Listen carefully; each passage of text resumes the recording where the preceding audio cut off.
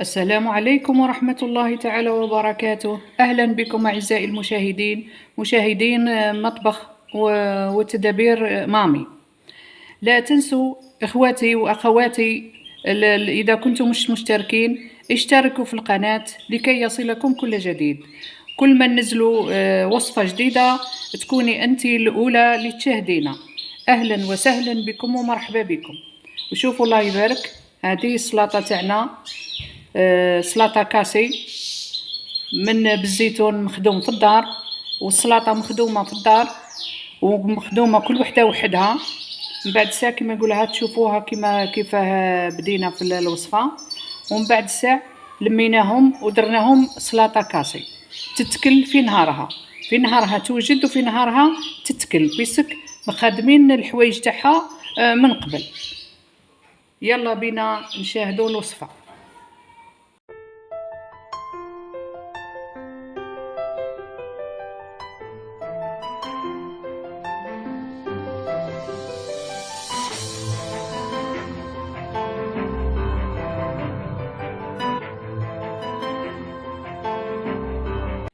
بسم الله الرحمن الرحيم، والسلام عليكم ورحمة الله تعالى وبركاته. اللهم صل وسلم على سيدنا محمد. اليوم جيت باش الوصفة تاع اليوم هي تدبيرة كما يقولها الدخيرة تاع الدار. هي عندنا انايا الزيتون هذا كنت شريته من قبل وخدمته. هذا راهو مخدوم 3/12/2024 ثم في ديسمبر، هذا لو 3 ديسمبر. وهذه السلطة هذه مخدومة لوكات، خدمت هذا قبل بنهار. زيتون هذا مخدوم مرقد غير في زيت عرب، سماو شويه تاع الماء. جيبي الزيتون تاعك، دقيه بالدبوزه تاع المهراس دقيقه، بيسك الزيتون هذا ما تقدريش تقيسيه بيديك. جيبيه دقيه بالدبوزه تاع المهراس، مثلا كيما هكا، كيما نكسروا ندقوا الزيتون هاي مدقوقه، وتحطيه تبيتيه ليلتين تبيتيه في الماء حتى تنحالو هذيك المراره. كي تنحالو المراره ليلتين بزاف، بيسكي مدقوق. وهذا من نوع طيب، من نوع الموف هذاك اللي طري، سما ما يحكمش بزاف كيما نقول في ساعه ويفزد. كون ما طيبيش يفزد. ليلتين في الماء، كل يوم تبدليلو. مثلا حطيتيه العشيه، غدوه العشيه بدليلو، زيد غدوه العشيه بدليلو. ومن بعد ساعه جيبي بلاره كيما هكا، ولا حطي فيها بول كبيره، ان ريسيبيون، حطي فيها الزيتون تاعك، قطعي عليه حبه تاع قارص مربعات صغار كيما راكي تشوفي. هاهم دابو في وسط الوحده.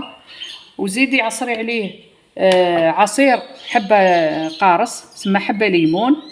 وحطي معاه كريبطه تاع فلفل حار مقطعين دواير كيما نقطعوا الحميص. ولا هنا وغايب الفلفل. ومن بعد ساعه تجيبي تحطي 2 مغارف تاع ملح، وتحطي مغرف صغيره تاع القهوه كركم. ومن بعد ساعه تحطي له مثلا نص كاس تاع زيت هكا، زيت عرب هكا، وتخلطيهم مليح وتحطيه في البلاره. اللي تبقى لك هذاك الغيسيبيون اللي يبقى لك فيها الزيت والملح والكركم، زيدي له مثلا كاس ماء. زيدي له كاس ماء، شلي به هذيك الغيسيبيون، شليها به ورجعيه لهنا، وزيدي كملي به لهنا منين وخليه شويه كيما هكا على الفم. هذيك كمليها بزيت عرب، وقفلي عليها بالنيلون بالبابي فيلم. ومن بعد ساعه زيدي قفليها مليح بالغطاء وحركيها مليح، خضيها مليح حتى يدخلوا المكونات في بعضهم، ومركيها بلا دات تاعها وقفلي عليها. كيما نقولوا هذه انايا اللي درتها لو 3، واليوم رانا لو 14. عندها 11 يوم. 11 يوم. البارح في الايام جبدنا البارح كلينا منها البارح. وهذه اللي درت لو 4 هذه سلطه تاني هاي مازالت مقفوله بالسكوتش، يعني مازلت ما كليناش منها وما دقناش منها. جيبي عريفه تاع سناريه، جيبيها قشريهم طبعا وقصيهم بالقصاصه هذيك المفرشه، والله كيما حبيتي. لهنا انا عندي شويه تاع السناريه انا قصيتها نورمال بالموس، وعندي شويه تاع الخردل، وعندي وحيده تاع خيار، وعندي كربطات تاع الفلفل. ها هو الخردل، وها هو الخيار، ها هو لهنا ديجا او بدا يصفار. ها هاكم تشوفوا، ها او بدا يصفار. جيبيهم حطيهم. لكن حطيتي معاهم البروكلو كي تجيبيه حطيه في غيسيبيون وسخني الماء، غلي الماء وحطيها فوق البروكلو هذاك. ما تجي تخلصي هادو البروكلو هذاك يكون ديجا لازم تخليه كي تحطي له الماء، حطيه واحد نص ساعه ولا ساعه غير ربع في الماء تاعو هذاك الغليان، وخليه باش يتنحالو شويه الحراره تاع البروكلو. انا ما درتش البروكلو بيسك انا ما ناكلش البروكلو، درت غير السناريه. درك انايا نشل الخضره تاعي هذه نفرغ لها الماء تاعها، ما نشللهاش، نفرغ لها الماء تاعها هذا كامل، والزيتون تاني نفرغ له هذا كامل باش نديرو الزيتون كاسي من الحوايج تاع الدار. ومن بعد الساعه مازال كيما نقولها الايامات هذو الجايه ان شاء الله نزيد ندير لكم الزيتون كاسي المشوي. وهنا راني شليت الزيتون تاعي، شوفوا الله يبارك زي ما طايب، الله يبارك. ها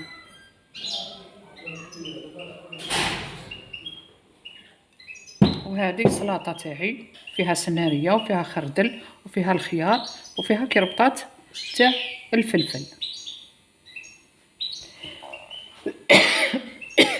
عفوا طيبه. ها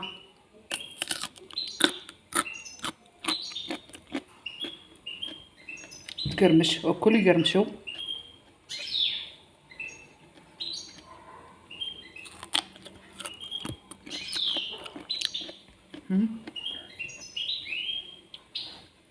درك نجيبوها هذه السلطه كي نخدموها ناكلوها في نهارها بس كلش طيب، ناكلوها في نهارها.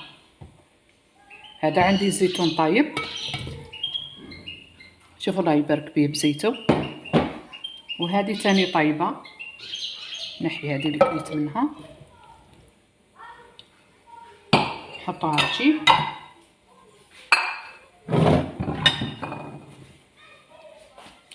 دركا نجيبوها باش نداويوها. عندنا شويه تاع كزبر حب كوكاسي، وعندي شويه تاع زريعه البسباس كوكاسي. انا ما عنديش الفلفل الكحل الحب، كون جا عندي فلفل الكحل الحب كون راني حطيت. عندي شويه تاع زعيتره، هذه جبتها من عند اختي ربي يعيشها وربي يخليها.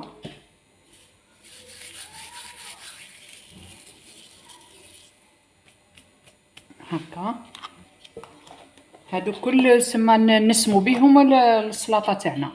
عندي كركم، مغرفه تاع الكركم مليانه.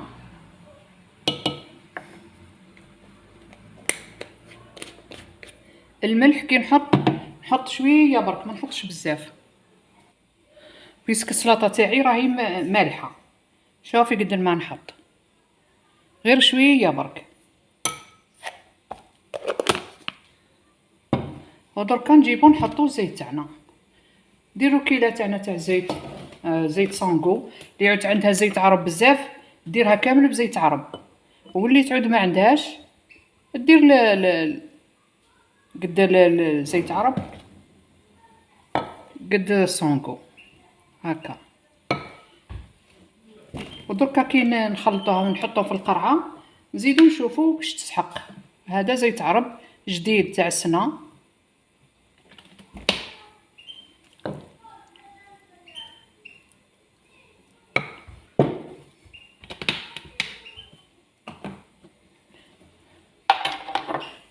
ونخلطو مع بعضاه.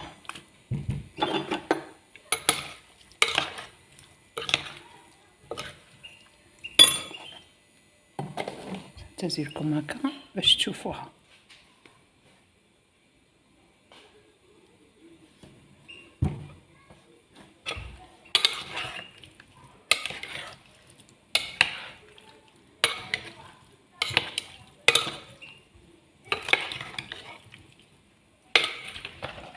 نخلطها مليح باش يدخلوا الذوبات في بعضهم.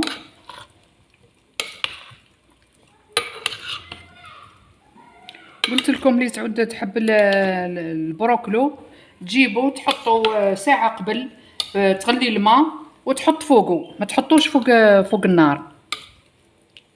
اذا كانت تاني السناريه عندك تاني ولا الخردل مش طايبين تاني ديري لهم نفس العمليه تاع البروكلو، جيبيهم قشريهم وقصيهم وكل شيء وحطيهم في بوله كبيره ولا غيسيبيون ولا باسينه وفرغي عليهم الماء سخون غليان، ومن بعد الساعه غطيهم بحاجه خليهم واحد الساعه وصفيهم الساعه باش تبداي تخدمي بهم سلطه مع الزيتون. الزيتون اصلا هو يكون طايب اذا كنتي خدمتيه في الدار ولا اذا كنتي شريتيه من برا. وهذه هي السلطه تاعنا، نحطها في البوله تاعها ونجي. وهنا راني جبت البلاره تاعي، غسلتها طبعا بالماء سخون وشللتها بالخل، ولازم تكون ناشفه قطره ما فيهاش، تكون فيها قطره ما هنا ولا حاجه ما يتفزد لك سما ما طولكش. درك نحطو هادو لهنا ونرجع. شوفوا الله يبارك ما شاء الله عليها. سنحطو لهنا قريبه تاع الحار.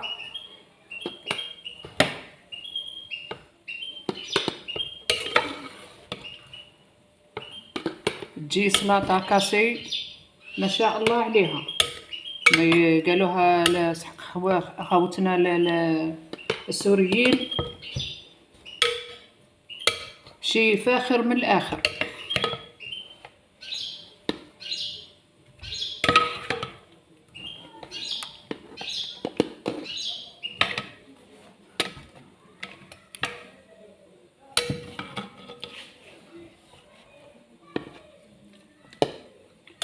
ما شاء الله عليها، ربي يبارك لنا في رزقنا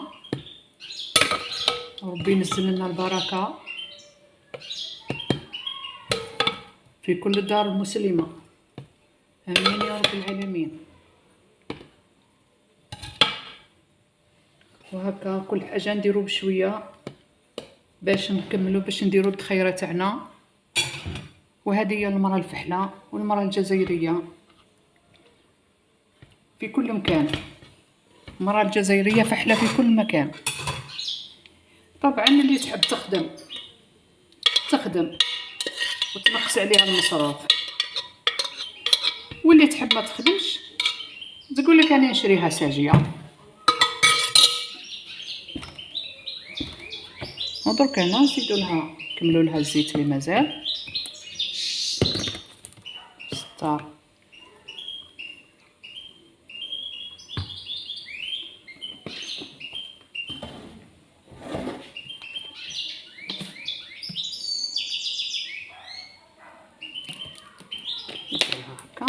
نزيدو نجيبو شويه زيت.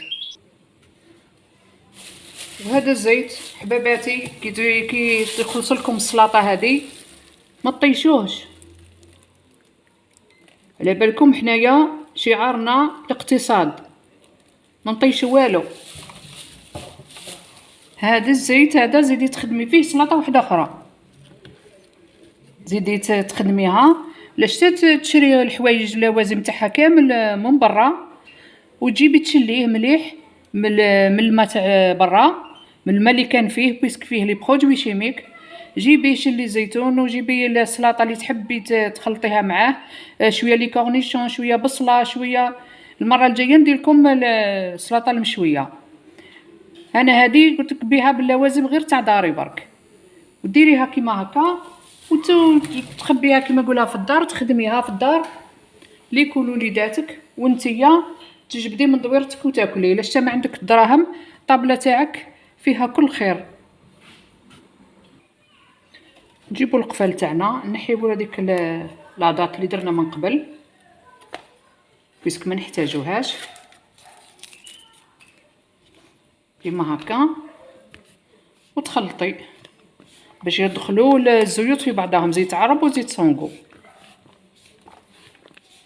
ويدخلوا لك الدواوات في بعضهم تاع الكركم وزريعة البسباس والكزبر وشويه تاع الملح هذاك، بيسك حنا السلطه تاعنا مالحه ما حطينا لهاش الملح بزاف. هكا عزيزتي، وتحطيها في الفريجيدير تاعك وتجبدي منها، تزيني منها تزيني منها السلطه ولا تاكلي منها. حتى مام تكون بكسره خميره الله يبارك ما شاء الله، تحطي شويه في الصحن وتغطسي سما راهي كامله مخدومه في دارك، يعني ماكله صحيه. ونخليكم على خير، والى الملتقى في وصفه اخرى.